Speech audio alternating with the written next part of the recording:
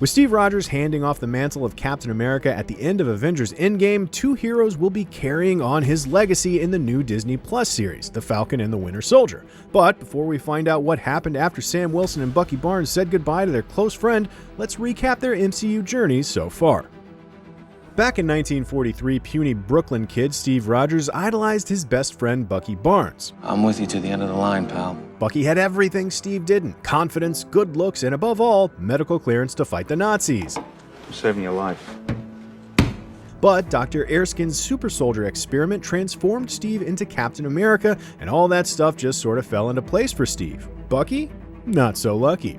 He and his unit are captured by Hydra forces in Austria. But when your best friend is Captain America, things have a way of turning around for you. Cap saves Bucky, and the two spend the next couple of years kicking Hydra's ass across Europe. America style.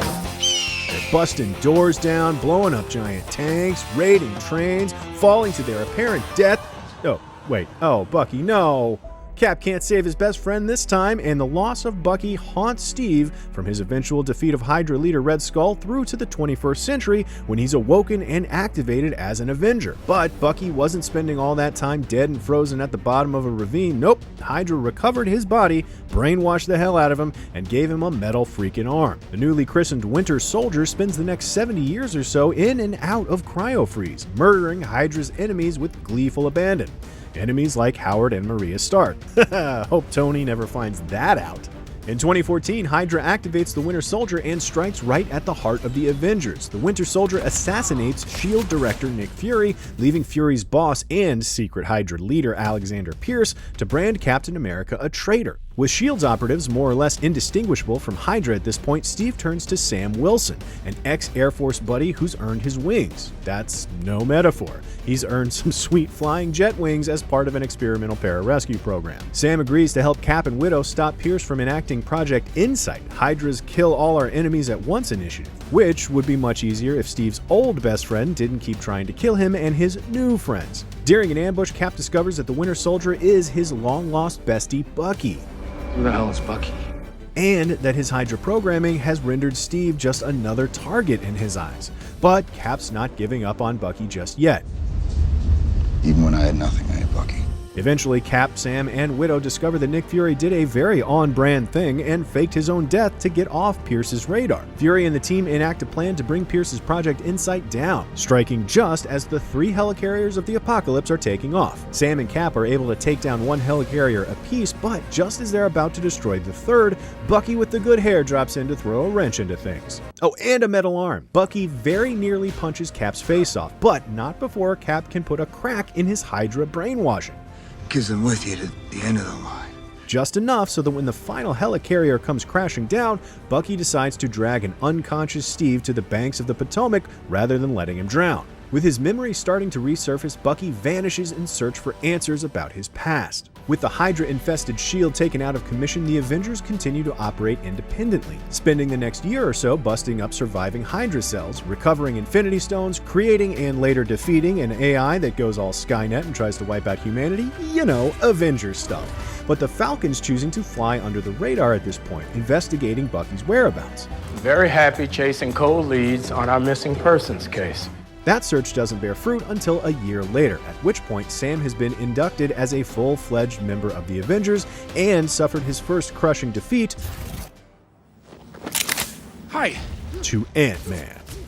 It's really important to me that Cap never finds out about this. Bucky resurfaces in the wake of a terrorist attack on the UN Assembly, gathering to vote on whether the Avengers should maintain their autonomy, following the latest mass casualty event in a long string of costly encounters. From security footage, it appears that Bucky is responsible for the explosion which kills T'Chaka, the King of Wakanda and father to the Black Panther T'Challa. But Bucky's involvement is a red herring.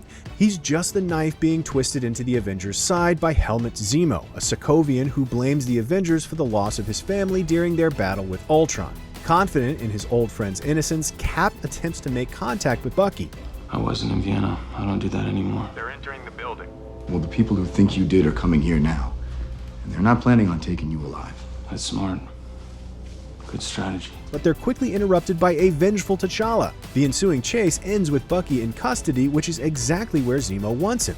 Zemo, who's been gathering info on the Winter Soldier program, poses as a psychiatrist and gains access to Bucky, reciting the activation phrase that makes him go all murder crazy.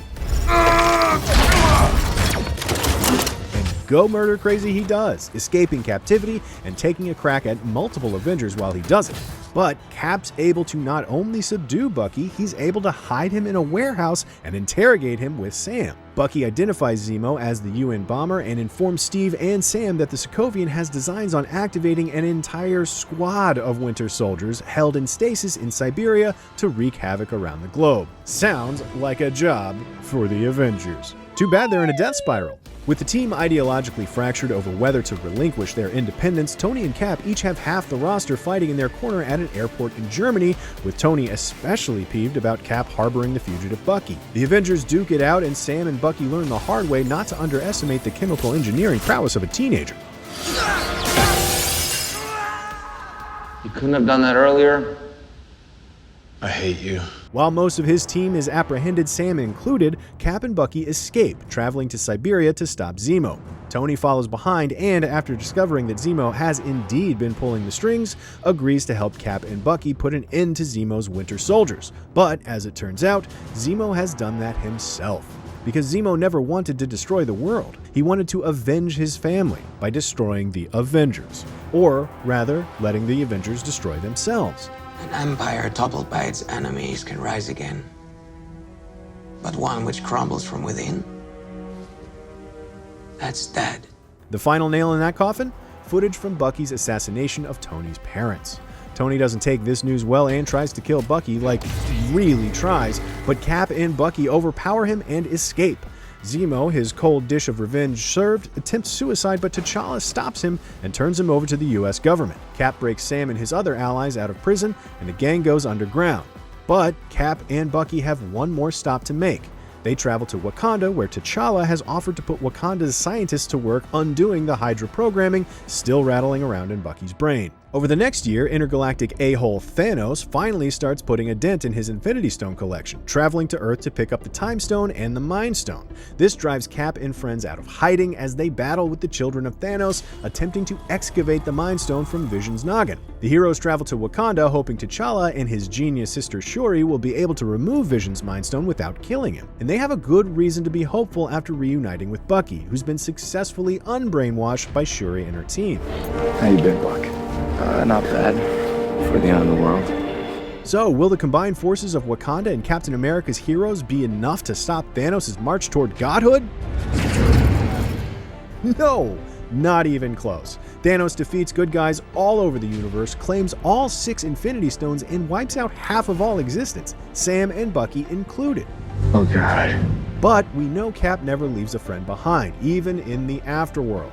5 years later, he and Tony lead the surviving Avengers in a time heist for the history books, pulling each of the Infinity Stones from different points in the timeline and using them in the present to bring back everyone killed by Thanos' snap, just in time too, as Thanos has arrived to level Earth and the Avengers once and for all. But with the power of all these newly not dead heroes and Tony's sacrificial snap, Thanos and his army finally bite the dust. After paying tribute to the fallen Iron Man, Steve volunteers to return to the past to return the Infinity Stones to their respective places in the timeline, a mission which Bucky regards with some apprehension. With good reason too, because Steve decides to live out the rest of his life starting back in the 40s with his beloved Peggy Carter. Cap? Hi, Sam. He does make it back to Sam and Bucky in the present day, but as an old man, ready to pass on his shield to his apparent successor, Sam Wilson. I'll do my best. That's why it's yours. That leaves the upcoming Falcon and Winter Soldier series to deal with questions of legacy. How will Sam deal with shouldering Captain America's long and complicated pedigree? Will Bucky be able to overcome his own history of violence? And with his bid at ending the Avengers having failed, to what lengths will Zemo go to put an end to superheroics once and for all? We'll find out when the Falcon and Winter Soldier premieres this March on Disney+.